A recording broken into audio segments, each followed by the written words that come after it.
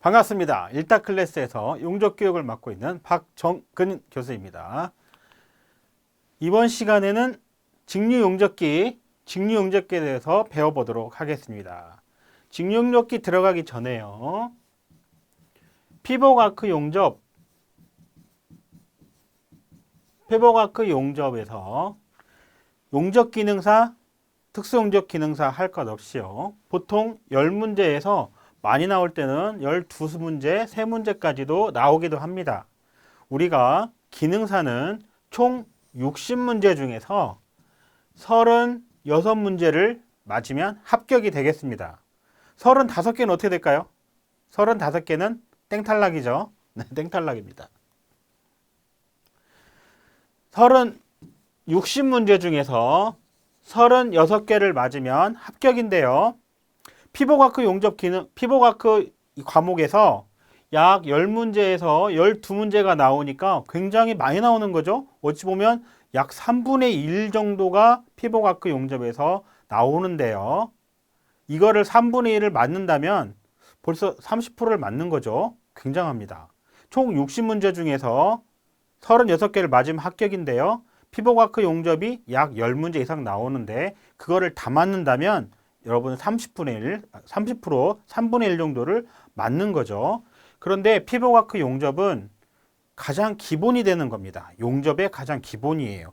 당연히 알아야 돼요. 용접사끼리 얘기할 때, 현장에서 얘기할 때 이걸 모르고는 얘기할 수가 없는 거예요. 당연히 아셔야 되고 또 당연히 알아야 되는데 시험에도 잘 나오고요. 또 우리가 10문제에서 12문제 정도를 모두 맞을 수도 있습니다. 이 강의만 잘 들으셔도 다 맞을 수도 있어요. 많이 어렵게 나오지 않고요. 또 용접사가 되실 때 굉장히 중요하고 필요한 내용입니다. 그러니까 잘 들으셔야 되겠죠? 네. 피복아크 용접에서는 다 맞겠다. 이런 마음으로 임하시면 좋습니다. 또 이게 첫 강에 넣어놨는데요. 첫 강에 또 있다 보니까 아무래도 지금 의욕이 넘치시다 보니까 잘 들을 것 같아요. 그래서 일부러 앞쪽에다 배치를 하였습니다. 피복아크 용접에 관한 내용은 반드시 알아야 되고요. 용접사가 되시려면 또 반드시 현장에 가서도 필요한 내용입니다. 꼭 잘 숙지하셔야 될 것 같습니다. 자, 그러면 본격적으로 들어가 볼까요? 직류용접기에 대해서 알아보겠습니다. 우리가 발전소에서 가정으로 또는 발전소에서 공장으로 들어오는 전기는 직류일까요? 교류일까요? 네, 교류용접기입니다. 교류입니다. 교류예요. 집에서 콘센트에다가 플러그를 꽂을 때 이렇게 꽂아야 할까요? 이렇게 꽂아야 할까요? 아무렇게나 꽂아도 상관없어요. 왜 그럴까요? 교류이기 때문에 그래요. 그런데 문제는 뭐냐면 현장에서 사용하는 대부분의 용접기는 직류용접기일까요? 교류용접기일까요? 네, 답은 직류용접기입니다. 교류용접기는 거의 드물어요. 교류용접기는 거의 드물고요. 대부분 직류용접기를 사용하게 됩니다. 그렇다면 우리가 사용하는 용접기는 직류용접기인데요. 한전에서 우리에게 오는 전기는 교류이잖아요. 그러면 어떻게 사용이 가능할까요? 네, 그거에 대해서 알아보려고 하는 거예요. 우리가 사용하는 대부분의 전기는 교류전기입니다. 그러면 우리가 사용하는 것은 교류전기인데 직류용접기를 어떻게 사용할 수 있을까요? 우리가 사용하는 많은 용접기들은 직류용접기인데요. 용접기 안에 정류기라는 게 들어있어요. 정류기는 뭐냐? 정류기는요.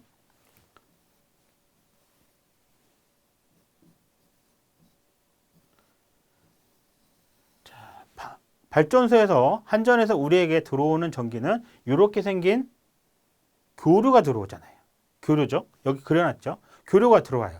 그런데 이것이 정류기를 통과해요. 정류기는 용접기 안에 들어있어요. 그러면 어떤 일이 벌어질까요? 네, 이렇게 교류 비스무리한데 교류는 아닌데 직류가 되는 교류 비스무리한 직류가 됩니다. 그래서 직류 용접기를 사용할 수 있는 거죠. 그러니까 용접기 안에 정류기가 있는데요. 이 정류기를 통과한 교류가 직류로 바뀌기 때문에 하지만 완벽하진 않죠. 완벽하진 않지만 교류 비스무리한 직류로 바뀌기 때문에 직류로 쓸 수 있는 겁니다. 그러니까 직류를 쓸 수 있는 이유는 뭐예요? 네, 교류가 들어오지만 용접기 안에 들어있는 정류기 때문에 우리가 직류용접기를 사용할 수 있게 되는 겁니다. 정류기를 통과한 교류는 완벽하진 않지만 교류와 비스무리한 직류로 바뀌는 것입니다. 자, 그러면 직류용접기의 종류는 정류기형, 그러니까 정류기형이라는 게 뭐예요? 용접기 안에 정류기가 들어있는 정류기형 용접기만 있을까요? 그렇지 않습니다. 발전기형 직류용접기도 있어요. 우리 산속에서 용접하면 어때요? 산속에서 용접하면 용접할 수 있을까요? 용접은 할 수 있으면 전기가 있어야 되잖아요. 전기가 없으면 어떻게 해야 돼요? 네, 발전기를 갖다 놓으면 됩니다. 발전기가 있어요. 가솔린으로 돌리는 발전기가 있어요. 거기다 쓰려면은 일반 용접기는 안 돼요. 발전기용 직류용접기를 사용하셔야 됩니다. 직류용접기는 두 가지인 거죠. 정류기형 직류용접기가 있고요. 발전기를 이용하는 발전기형 직류용접기가 있습니다. 자, 발전기형 직류용접기는 완벽한 직류를 얻을 수가 있어요. 아까 정류기형 직류용접기는 정류기를 통과한 교류 비스무리한 완벽하지는 않지만 직류로 바뀌기 때문에 완벽한 직류를 얻을 수 없지만요. 발전기형 직류용접기는 발전기는 완벽한 직류를 얻을 수 있기 때문에 발전기형 직류용접기는 완벽한 직류를 얻을 수가 있습니다. 전기가 없는 강변이나 산속에도 사용할 수 있어요. 하지만 아까 말한 것처럼 가솔린 엔진을 이용해서 전기를 만들기 때문에 소리가 굉장히 시끄럽습니다. 굉장히 시끄러워요. 귀마개를 꼭 사용하셔야 됩니다. 자, 직류용접기의 특징 한번 볼까요? 직류용접기의 특징. 직류용접기는 아크가 굉장히 안정적입니다. 교류용접기에 비해서 안정적이라는 거예요.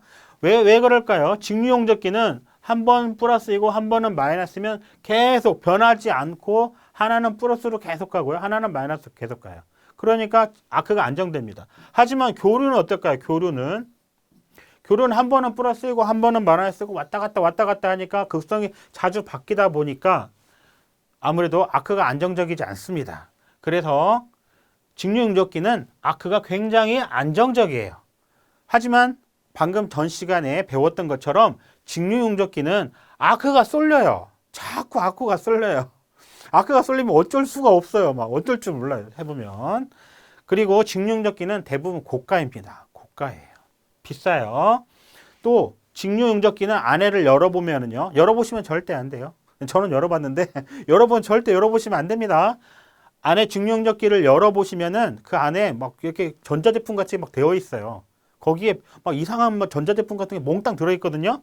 그래서 대부분 구조가 굉장히 복잡해요. 굉장히 복잡합니다. 하지만 극성의 변화가 가능해요. 극성의 변화가 가능하다는 것은 용접기에 보면 플러스 마이너스가 이렇게 있는데요. 이쪽에다가 접지 케이블을 할 수도 있거든요. 이쪽에다 접지 케이블을 할 수도 있어요. 이쪽에다가 또 케이블을 바꿀 수가 있는 거죠. 플러스 마이너스를 바꿀 수 있어요. 그래서 직류용접기는 극성을 변화시킬 수가 있어요. 극성의 변화를 줄 수가 있습니다. 다섯 번째, 용접기 고장 시 수리가 어렵습니다. 이 안에 열어보면 직류용접기 열어보면요 굉장히 복잡해요. 전자제품 같은 게 전자제품 이런 게 들어있어요. 저도 뭔지 모르겠어요. 그런 게 막 들어있어요. 고칠 수가 없어요. 고장 나면 고칠 수가 없어요. 고장 굉장히 어렵습니다. 고장도 잘 나는 편인데다가 안에가 너무 복잡해가지고 고칠 수가 없어요. 여러분도 이거 고치시면 안 돼요. 여러분들 이거 고장 났다고 그래서 절대 열어보시면 안 돼요. 열어보시면 감전될 수도 있습니다. 그러면 전기 내리고 열어봐도 되나요? 어차피 열어도 여러분도 그렇고 저도 그렇고 이 내용을 몰라요. 안에 뭐가 고장난지 알 수가 없습니다. 그러면 어떻게 하면 될까요? 고장나면 어떻게 하면 돼요? 네, 사람 부르면 됩니다. 사람 부르면 돼요. 어떻게 하면 돼요? 여기 보면은 123에 4455 이런 식으로 전화번호가 돼 있어요. 이리 전화하세요. 이리 전화하면 바로 옵니다. 바로 와서 고쳐줘요. 대신 출장비를 받아가겠죠? 네, 여러분 절대 용접기 열지 마세요. 어떤 분은 용접기 열어보시는 분이 있어요. 어차피 열어도 몰라요. 아시겠죠? 자, 용접기 고장 시 수리가 굉장히 어렵습니다. 사람 불러야 돼요. 여섯 번째, 무부하 전압이 굉장히 낮습니다. 무부하 전압이 뭘까요? 무부하 전압은 뭐예요? 처음 들어보시는 거죠? 무부하 전압이라는 것은 부하가 걸리지 않았을 때의 전압입니다. 그럼 부하라는 게 뭐예요? 여기다 이렇게 케이블을 연결해서 실제로 용접을 하게 되죠. 실제로 이렇게 용접을 하게 되는데요. 용접을 하는 거를 부하가 걸렸다 이렇게 말할 수 있는 거예요. 용접을 하지 않을 때는 부하가 걸리지 않은 거죠. 그때를 무부하랍니다. 무부하 때 걸리는 전압을 무부하 전압이라고 그러는데요. 일을 하지 않을 때 무부하 전압에 대해 그때 전압이 낮다는 거예요. 그게 안전하다는 거예요. 이거는 다음에 다시 한번 설명하도록 하겠습니다. 무부하 전압이 낮기 때문에 전격의 위험이 적습니다. 전격의 위험이 적다. 그럼 또 전격은 또 뭐예요? 이 계속 새로운 단어들이 막 나오죠. 네.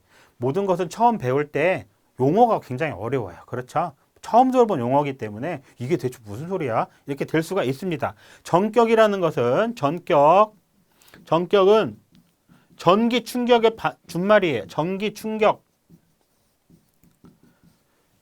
충격의 위험이 적다. 이 말은 전격의 위험이 적다라고 할 수 있고요. 전격 위험이 적다는 건 감전돼도 이렇게 다칠 염려가 적다. 이런 뜻이 되겠죠? 네.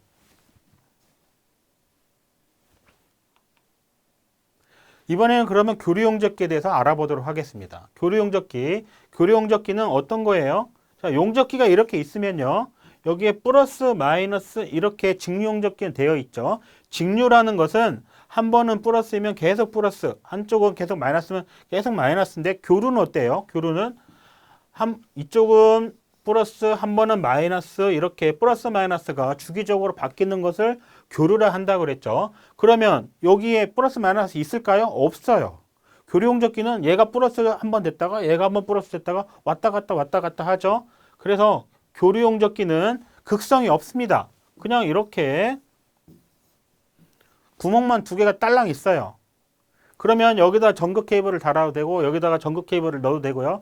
여기다가 접지 케이블을 해도 되고 아무 상관없어요. 막 그냥 마음대로 하시면 돼요. 마음대로 하면 좋죠? 네. 이런 걸 교류용접기라고 그래요. 교류용접기의 특징 한번 볼까요? 교류용접기는 저번 시간에 배웠습니다만 아크 쏠림이 안 생겨요.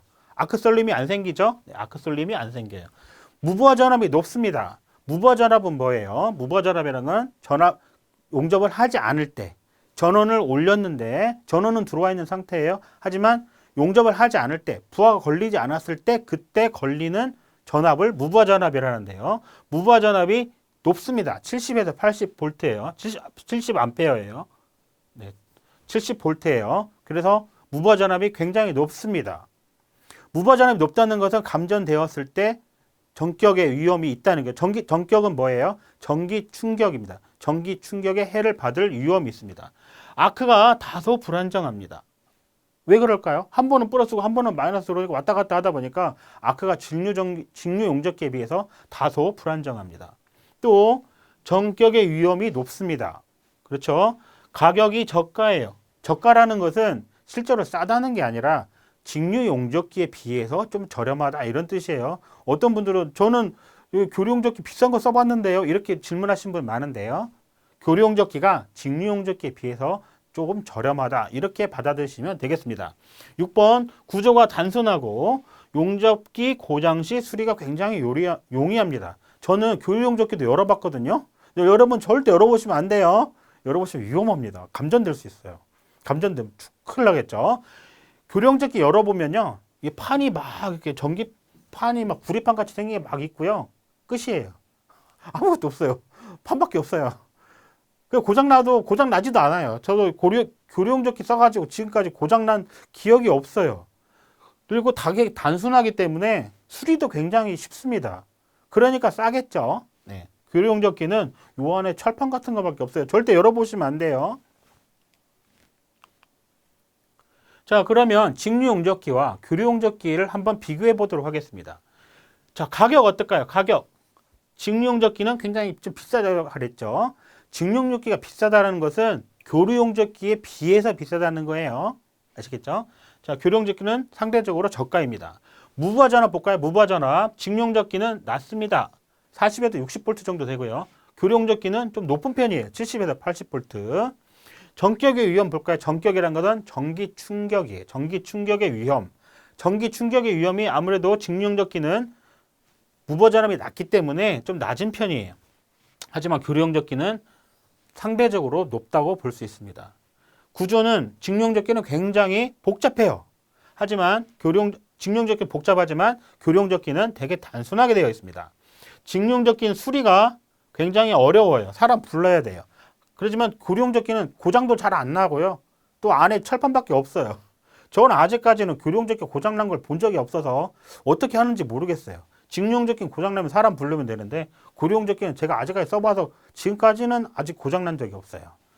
자, 아크는 직룡적기는 굉장히 안정적입니다. 극성이 변하지 않기 때문에 굉장히 안정적이에요. 하지만 교룡적기는 아크가 불안정합니다. 극성이 왔다 갔다 변하니까요. 불안정합니다. 자, 그러면 교류용접기의 종류를 한번 보도록 하겠습니다. 교류용접기는 첫 번째 가동철심형이 있어요. 교류용접기는 가동철심형이 있는데요. 가동철심형은 어떻게 생겼느냐? 용접기를 열어보면요. 이렇게 철심이 있고요. 철심이 있고요. 이게 일종의 변압기예요. 철심이 있고 이렇게 코일이 감겨져 있고요. 또 한쪽 반대쪽으로도 코일이 감겨져 있습니다.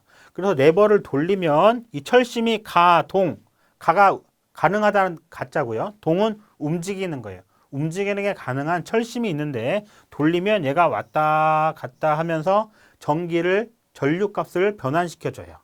레버를 돌리면 얘가 왔다 갔다 하면서 전류값을 변환시켜주는 이런 교류용접기를 가동철심형이랍니다. 가동철심형 교류용접기라고 그래요.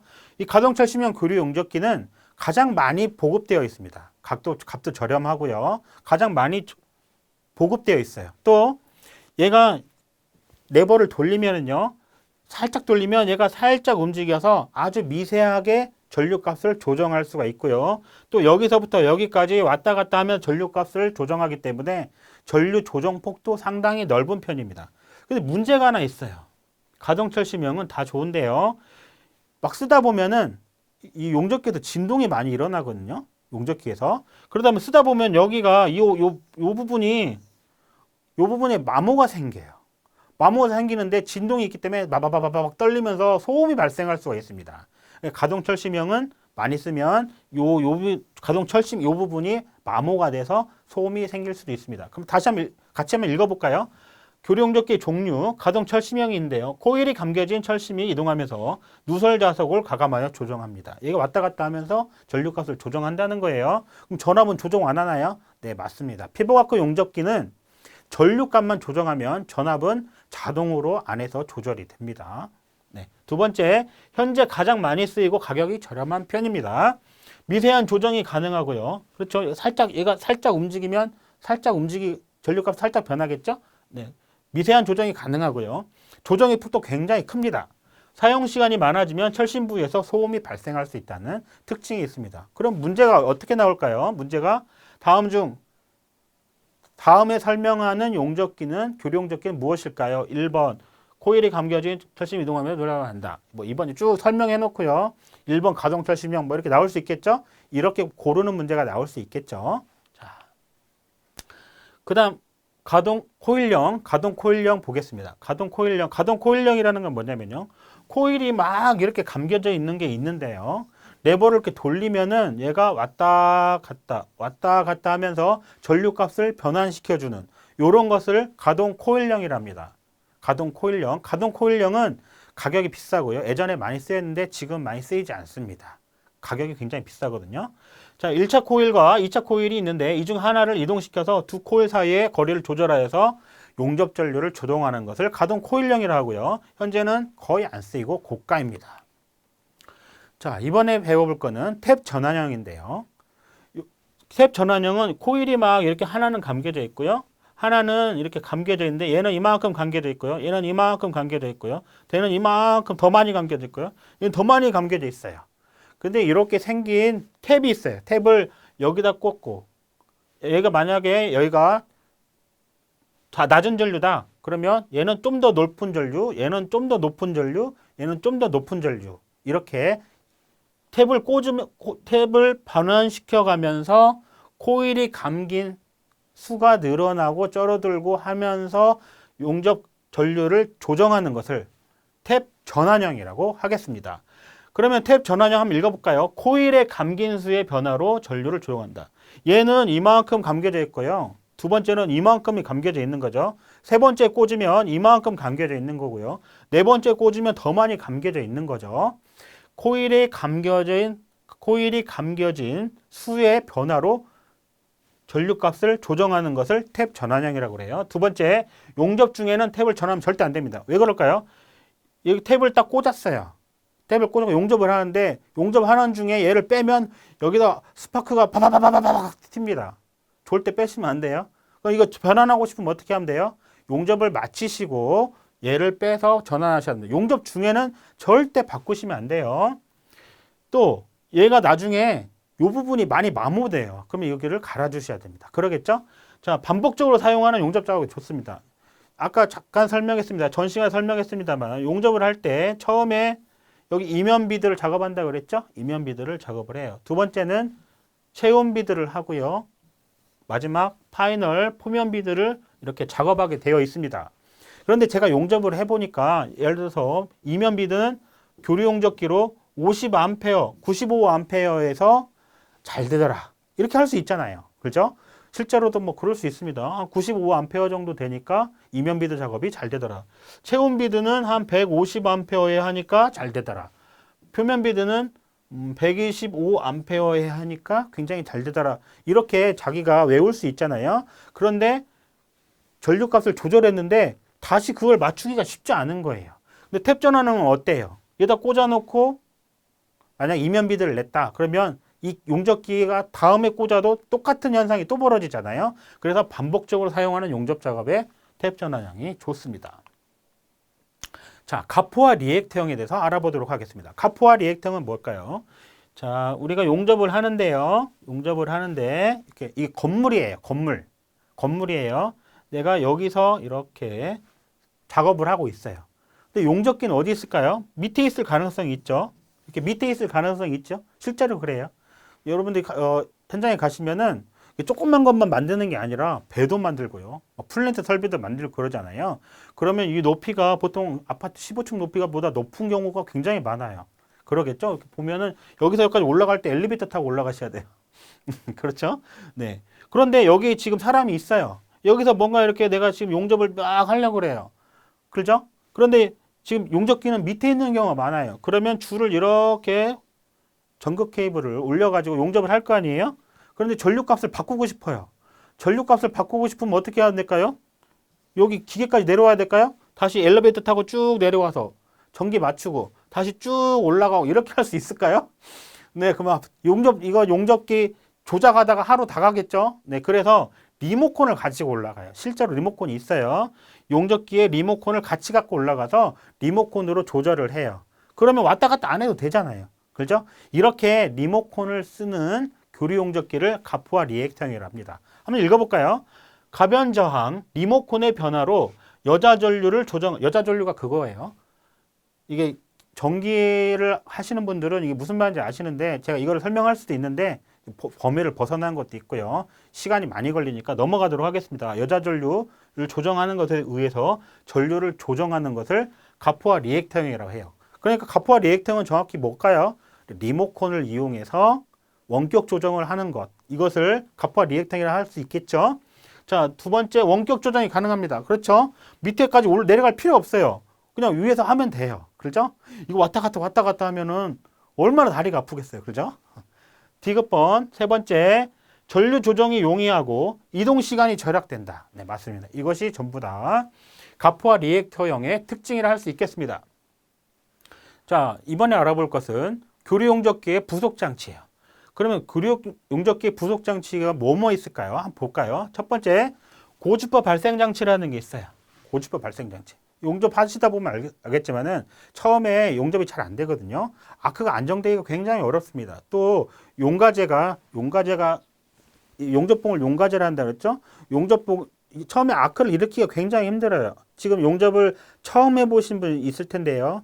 이게 처음에 용접 이거 하다가 정말 속상하신 분 너무 많아. 막 들러붙어요. 막 이렇게 용접을 하면은요.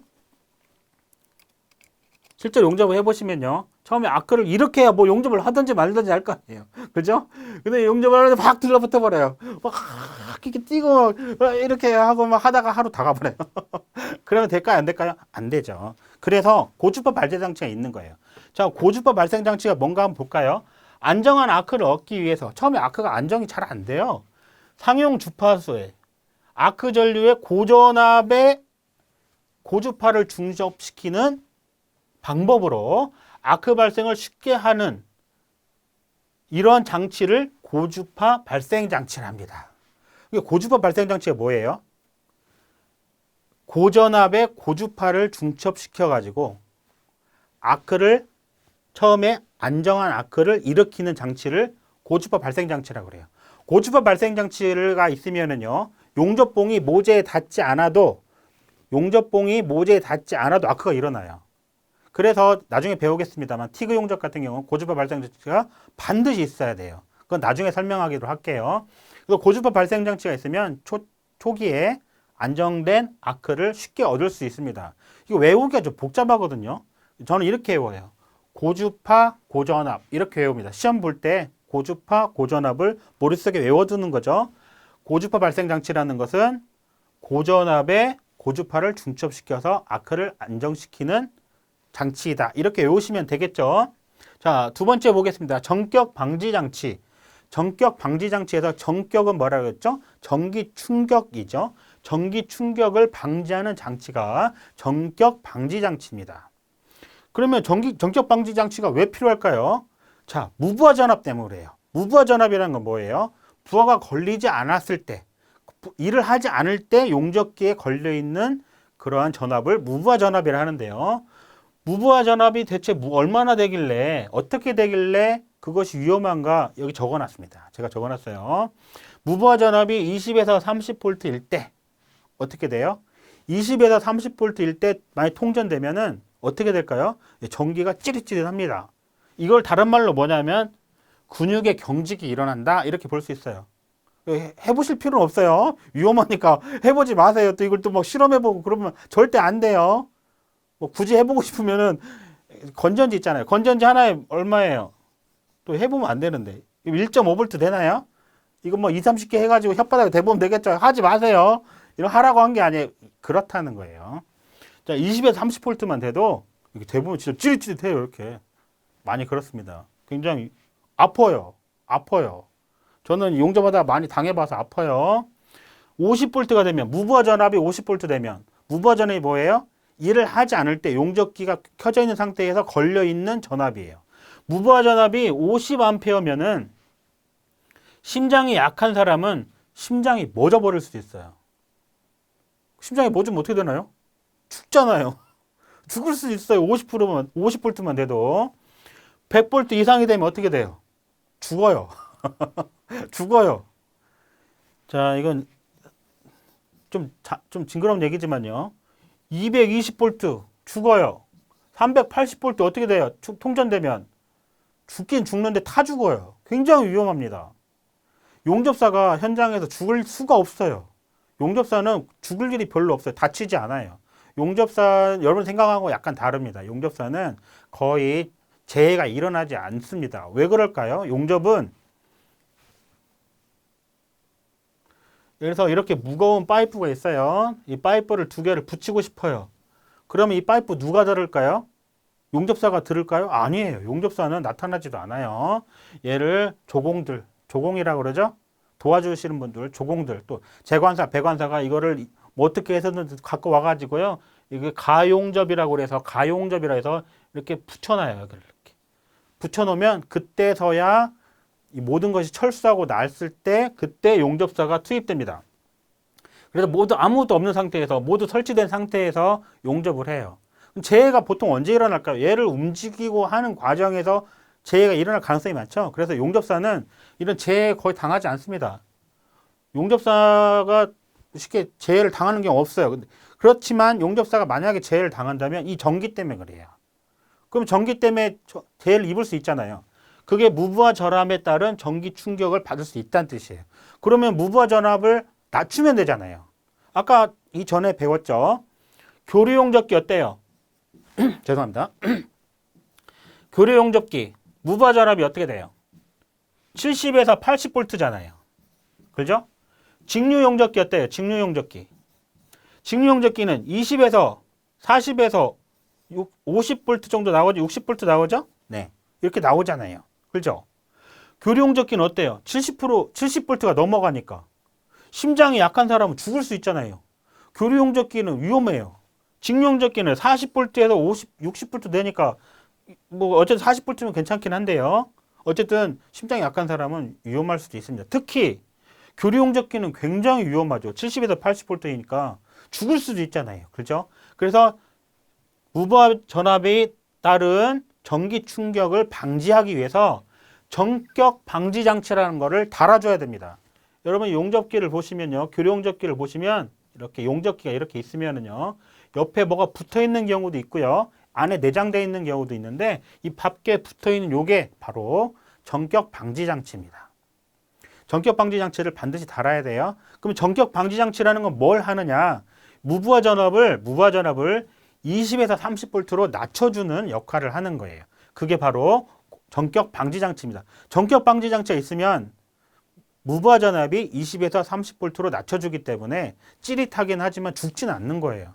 그렇지만 전격 방지 장치를 안 달면 어떻게 돼요? 죽을 수도 있잖아요. 그래서 중요한 겁니다. 안전에 관련된 것은 굉장히 중요해요. 안전에 민감하지 않은 것은 가짜입니다. 확실합니다. 여러분들이 취업을 하셔서 또 용접사가 되셔서 그 현장이 안전에 민감하지 않다. 그건 반드시 가짜입니다. 여러분의 임금도 안 나올 가능성이 높아요. 사람을 우습게 보고 사람의 목숨을 위험한 것을 지나치는 현장이라면 여러분의 돈도 책임져 주지 않습니다. 확실합니다. 제가 이 용접사로 굉장히 오랫동안 근무하면서 깨달은 거예요. 위험합니다. 위험한 거 하지 말아야 돼요. 그러면 반드시 무부하 전압을 낮추기 위해서 전격 방지 장치를 달아야 되겠죠? 네, 달아야 돼요. 이거 달면 안 죽어요. 그죠? 반드시 달아야 돼요. 자, 용접기를 옮길 때요. 용접기를 옮기고 싶으면 누가 옮겨요? 옮겨주나요? 절대 안 그렇습니다. 용접에 관한 모든 것은 특히 용접기에 관한 모든 것도 용접사가 해야 돼요. 다른 사람은 이걸 몰라요. 다른 데 알 것 같은데 용접기는 용접사만 알아요. 그럼 얘를 옮겨야 되잖아요. 옮길 때 어떻게 옮겨요? 뒤에 220V, 380V도 이렇게 오잖아요. 그죠? 얘부터 결선부터 풀어야 된단 말이에요. 얘 풀면 어떻게 돼요? 메인 배전판 가서 전기를 내려야겠죠. 내려야 되는데 전기를 안 내리고 그냥 막 하는 사람도 있어요. 위험한데. 사람 죽습니다. 큰일 납니다. 용접사가 다칠 일이 별로 없는데 이 전기에 관해서 무지하기 때문에 많이 다치고 막 그래요. 안전에 민감하지 않은 것은 위험합니다. 가짜입니다. 여러분 이런 거 쉽게 생각하시면 안 돼요. 반드시 배전판에 전기 차단시킨 다음에 용접기 옮기셔야 돼요. 또 무부하 전압 이거 낮추는 전격 방지 장치 없으면 용접 안 해도 상관없습니다. 빨리 그 현장을 도망가세요. 차라리 그게 낫습니다. 자, 그럼 전격 방지 장치 볼까요? 용접을 하지 않을 때에는 무부하 전압을 20에 30V로 유지시켜서 전격의 해를 잊지 않게 하고 용접이 시작되면 릴레이 작동시켜서 절함이 높아져서 용접이 가능하게 하는 장치. 이게 바로 전격 방지 장치입니다. 안전에 관한 것은 시험에 굉장히 잘 나와요. 이 전격 방지 장치를 쭉 설명하고 다음의 장치는 무엇일까요? 이런 게 나올 수 있겠죠. 네. 핫스타트 장치. 핫스타트 장치라는 건 뭐냐면요. 용접을 처음에 할 때는 모재가 어떨까요? 모재가 식어 있겠죠. 근데 모재가 항상 뜨뜻한데요? 이렇게 설명하실 수도 있는데 예를 들어서 겨울철에 용접한다 생각해 보세요. 그것도 샵장이 뭐예요? 지붕이 있는 그런 곳에 용접하는 게 아니라 야드, 막 밖에서 용접한다 생각해 보세요. 그러면 춥잖아요. 그럼 모재가 어때요? 철판이 식어 있겠죠. 식어 있어요. 실제로 아주 굉장히 차갑습니다. 그런 거 용접하려면 어떻게 해요? 처음에 용접 입열이 크지 않기 때문에 처음에는 모재가 잘 안 녹습니다. 예를 한번 들어볼까요? 겨울철에 용접하면은 처음에는 모재가 안 녹아서 이렇게 많이 안 녹다가 용접할수록 깊게 용접이 되는 거죠. 이런 일이 있을 수 있잖아요. 그렇죠? 모재가 처음에는 달궈지지 않았기 때문에 잘 안 녹아요. 그럼 안 녹으면 어떻게 될까요? 이 부분 결함이 생기겠죠. 그럼 어떻게 하면 될까요? 핫스타트 장치를 다는 거예요. 핫스타트 장치라는 거는 용접을 시작할 때 모재가 냉각돼 있어서 용접 입열이 부족하기 때문에 아크가 굉장히 불안정하고 용접 잘 안 돼요. 그래서 아크가 처음 시작될 때만 아니라도 전류를 크게 해요. 전류가 뭐예요? 용접봉 또는 모재를 녹이는 힘 또는 능력이잖아요. 그러면 처음에만 전류가 크게 들어오면, 고전류가 들어오면 용접봉이 또 잘 녹고 모재도 잘 녹을 거 아니에요. 그래서 이런 결함을 방지할 수 있겠죠. 그렇게 해서 용접 시작할 때 초기에 전류를 특별히 크게 해서 아크가 안정되게 하는 장치를 핫스타트 장치라고 합니다. 자, 핫장치를 달면은요, 기공 및 결함 등이 덜 생기고요, 용접 전류가 크면 용입도 양호합니다. 그런데 핫스타트 장치하고 아까 방금 전에 배운 고주파 장치하고 굉장히 헷갈려요.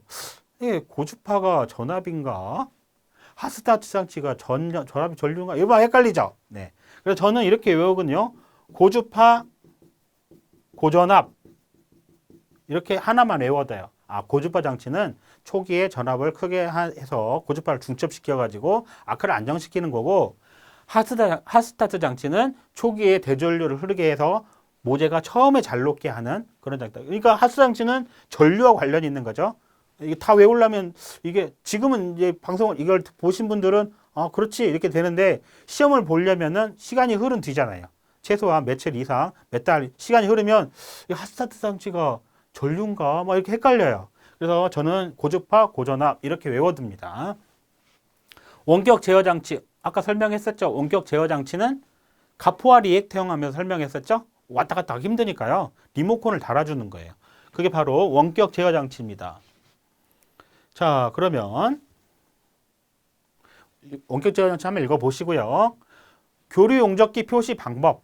교류 용접기는 예를 들어서 용접기가 이렇게 있으면은요, 용접기가 이렇게 있으면 여기에 AW300 용접기 이렇게 써 있어요. 이렇게 써 있어요. 그럼 이게 무슨 뜻일까요? AW는 교류입니다. 교류 용접기란 뜻이에요. 300은 전격 2차 전류를 의미합니다. 또 새로운 단어가 나왔네요. 전격 2차 전류라는 말이 나왔죠. 새로운 단어가 나왔네요. 자, 그럼 볼까요? 용접기를 설치하는데 처음에 배전판에서 전기를 가져오죠. 전선을 이용해서 220V 또는 380, 400 이렇게 오잖아요. 여기를 뭐라 한다 그랬죠? 요거를 1차 측 이렇게 부르기로 했잖아요. 1차 측이라 부르겠죠. 그 다음에 용접기에 플러스 마이너스가 이렇게 있죠. 그래서 플러스를 모재에다가 이렇게 연결하고요. 플러스를 모재에 연결하고요. 마이너스에다가 이렇게 홀더를 연결해서 용접을 해요.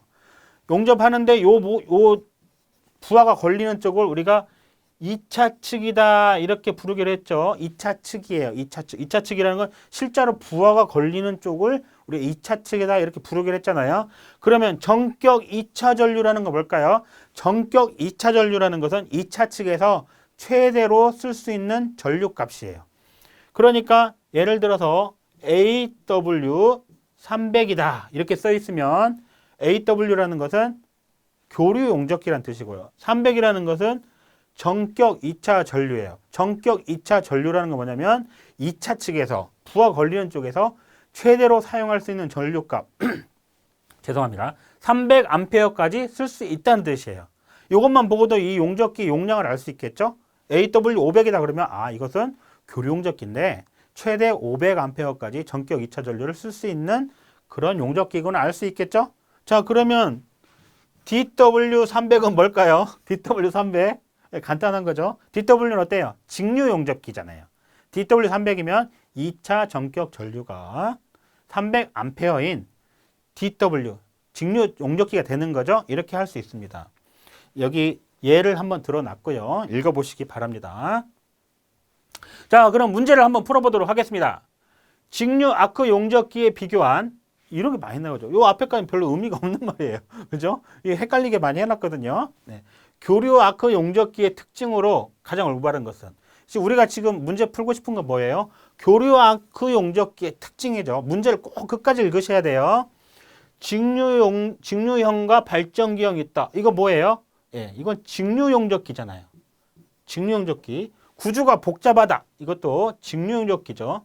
직류용접기 열어보시면 막 전자제품 같은 거 막 장비가 들어있어요.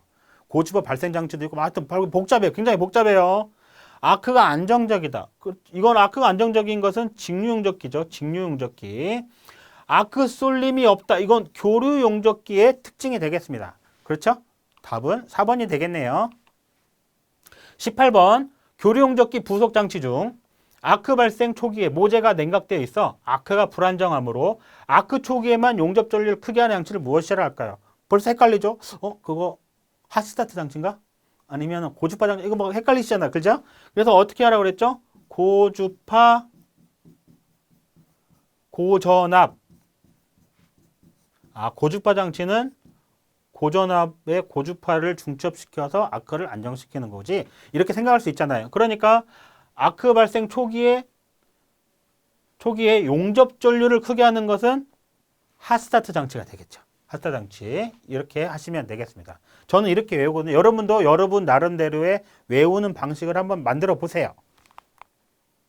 19번 가변저항. 가변저항이 뭐예요?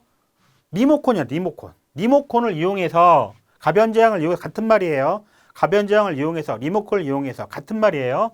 용접 전류를 원격 조정하는 용접기로 전류 조정을 정기적으로 하기 때문에 작업 시 용접 전류를 조정하기 위해 이동하지 않아도 되는 용접기는 무엇일까요? 가포와 리액터형이죠. 네.